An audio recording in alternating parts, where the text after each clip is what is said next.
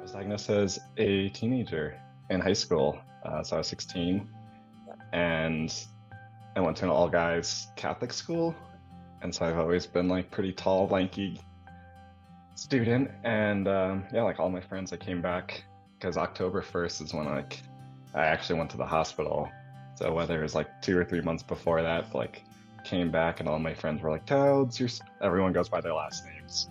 So they're like, Douds, you're so skinny. And I'm like, cool. What other obvious things do you want to tell about me? But yeah, like I ended up losing 15 pounds. I remember like sitting in class and like not being able to sit through class without peeing, like playing video games and like the beginning and an end of a match, like my friends would be like just making jokes.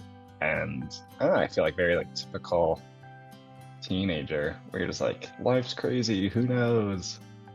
But then there's like context, it's also, I was mentioning my grandfather lived life with type 1 diabetes. It was diagnosed in like 1940s, but like around 1943, which isn't like that much further past the invention of insulin. So like he grew up without knowing carbohydrates impact your blood sugar, definitely used pig insulin, definitely reused, had boiled needles. And so, like even in terms of advocacy, like my dad does not have type 1 diabetes, but like I was never raised with the signs. Like here's a family that should like clearly know the signs, and it was still like I had all of them and didn't know. Where it's like you live with this disease, it's like traumatic every single day, but you're like a champion, you do all this stuff, and so yes, I usually use an insulin pump. I've been on like almost everything, but for the last couple of years, I've been on Loop, which is the do-it-yourself open source, which I believe just got FDA approved actually. So I biked across America. Oh, wow. I met a lot of type 1 diabetics along the way. And so that was a story and thing like I heard about. And it's like hard to comprehend it, but like at some point, someone set me up on Loop, and it's pretty remarkable transition to my grandfather to now where I'm like open source software, meaning like the community created it. It was created by parents, mainly for their children, if not themselves, born out of the technology that all of us know like every single day. So a reason a lot of San Diego medical companies are based down there is because of Qualcomm, like telecommunications, and the diabetes community is super prevalent there. And like it's wild to be in this year where I'm like, my software is from the open source community, my hardware is from the open source community, it's distributed for free, equitable. There's like so many other things as part of that, but like even traveling where I'm like, I have many Canadian type 1 diabetic friends and like they don't get the software as fast as us. So despite everything with like America's insulin crisis, it's like we are making leaps and bounds, and like sometimes it's hard for us to even realize like we're small, we're like a small huge population. I think it took me about 5 years to be like I live with a disability. Right. And even I think if the question was like, do you live with a disability, you could like have people in the diabetes community like not know how to answer that. And so it's very complicated, like have diseases like negatively impacted us or positively, like even this communication, the people that you meet, the experiences. Like, I traveled the world for almost 4 years, and a large part of that was like the diabetes community. Like someone, PK Stefan, who's down in Arizona, whose daughter has type 1 diabetes, but he's a cycling coach, but he's like, yeah, like you can have a community that has a bond, but like when you add diabetes onto that, it's like super glue. You end up looking after so many people impacted completely randomly, completely invisibly. You have to like bring in your full self. So you can't hide whoever you are, whether it's your doctor, like talking about insurance, all that. But like there's like a physical weight to it, there's an emotional weight to it, there's financial weight to it.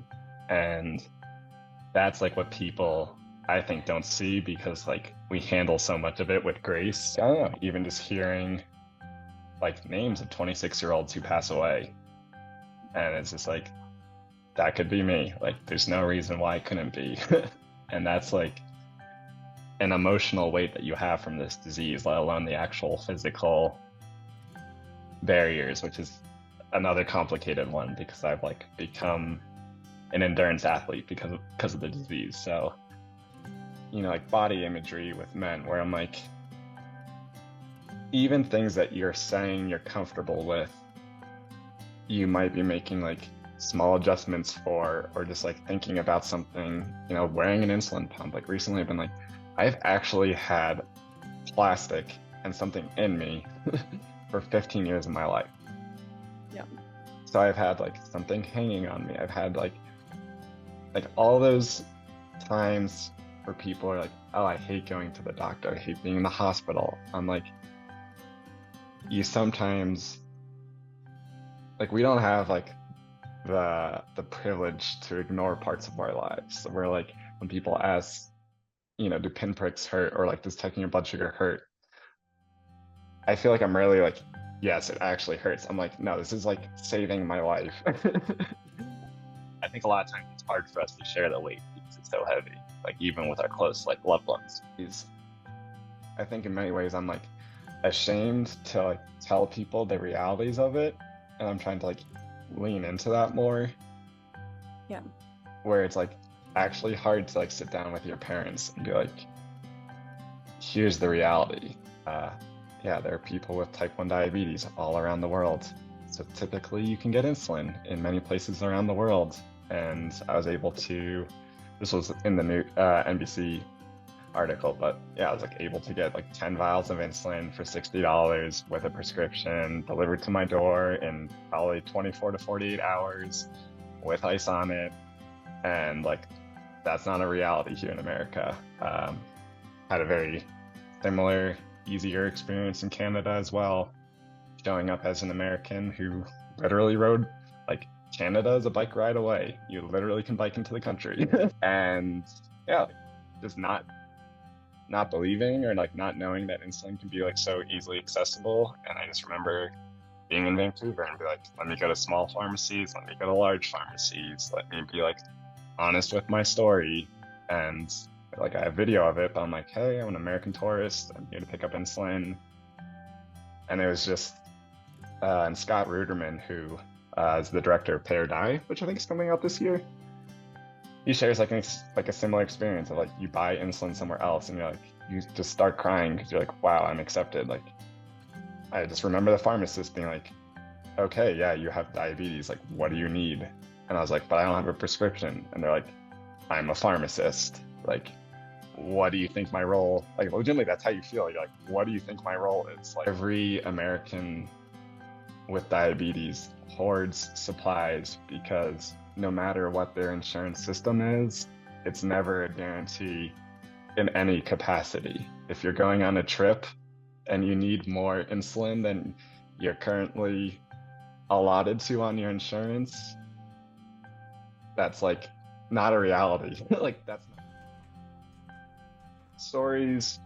So when I was biking across America, I remember being like in the middle of Kansas, a hailstorm was on the horizon. I was there with Annalisa Vandenberg, who also has type 1 diabetes from New York. And like, we were just like checking our blood sugar, doing these things. Like, obviously people see us, but like a waitress came up and was like, I have a newborn son. And like, I didn't even know like what you all are doing is possible. Like, I didn't know we could be biking. I have parents all the time who are like, can my like child date someone? Yeah. And like the list of like limitations, I think that's where it's like when you're diagnosed with this disease, you're just like, what do I have to cross off? And like some of those limitations are very real. I never had like an aspiration to be in the military, but like people who want to be in the military immediately cut off. During the pandemic, that was like the first time ever that if you want to be a commercial pilot, you ever could be able like to become one with this disease.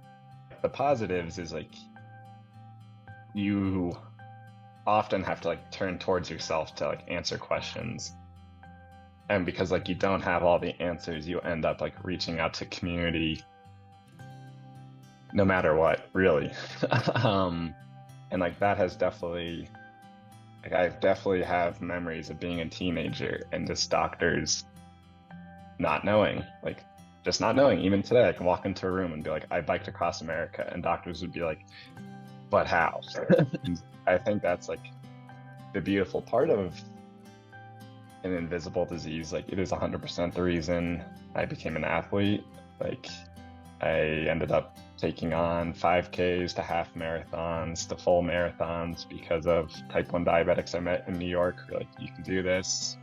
Triathlons, being like, how would I swim for an hour, you know, with all my stuff, to, yeah, like biking across the world with another type of diabetic. Like definitely that connection. Like I've never connected with so many people in my life because you're like, yeah, we just all understand that threshold of like, yeah, we're living our best and worst at the same time. So we are the people who have to argue with our doctor, argue with our insurance over things that like our doctors wrote us, our insurance gave us.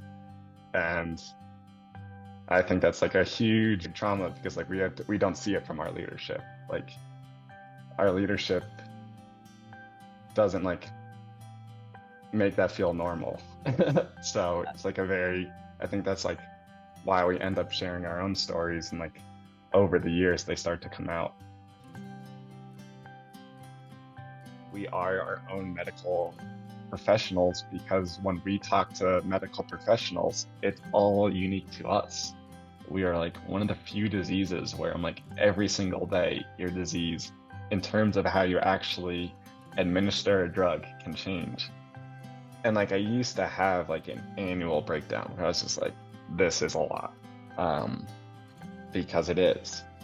But like I think as we get connected and just like share our experiences, it's like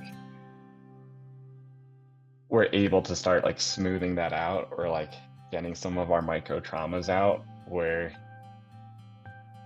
like, let alone, I know there's always so much of these, but it's like also the amount of knowledge you need for this disease. It's like people could be stigmatizing you for your food, for your like technology, for your like how you manage your disease, how you publicly manage your disease, how you privately manage your disease. Like there are so many areas where I'm like, yeah, like I need to be as self-confident, but like I also need people who are just like, yo, I get it, you know. One, like being able to live with diabetes is a new modern phenomena.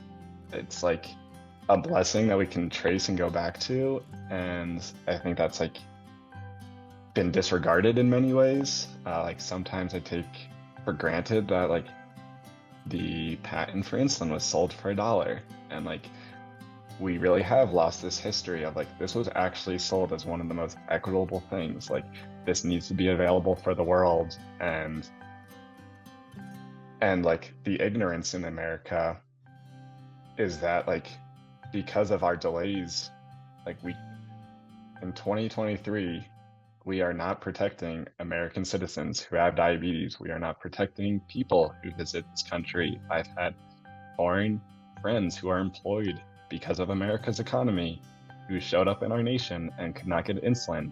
And that's when like the diabetes community steps in.